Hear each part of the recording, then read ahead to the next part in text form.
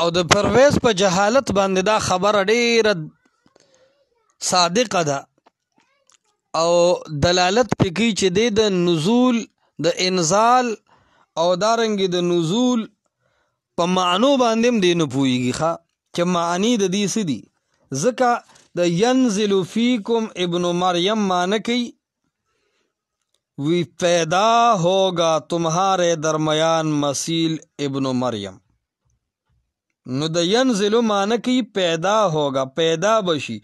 علن کې وګوره د لغت کتابونه او استعمال د انزال او د نزول چرته دا په معنی د پیدا کېدو نه کیږي، خو دې ته وی معنوي تحریف. د پرویز د سر سید احمد خان دارنګ فرقه نیچریه او چکړالویه دا طلوع اسلام والا دا خلق ټول چې څومره دي کنه نو د دې ټول دین په تحریفات معنوي باندې او دارنګ په تاویلاتو باندې بنا دي، دلیل دی سره نشته، بس تحریفات کوي.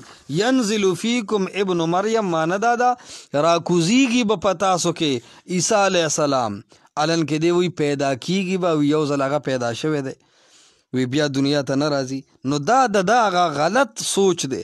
علن کې د عربی لغت کې انزال معنی د اتارنا او د نزول معنی راځي اترنا.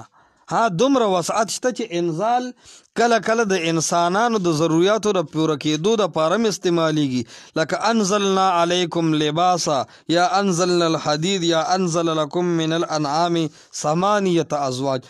خو د خلق په معنی باندې انزال د چرته نه راځي، خو بس دا د پرویز هغه غلط ذهن دی چې د قرآن د احادیث فهم پریخي د حجیت احادیث پریخي دي، نو بالکل په ګډو وډو سر دی او تاویلات باطله کوي.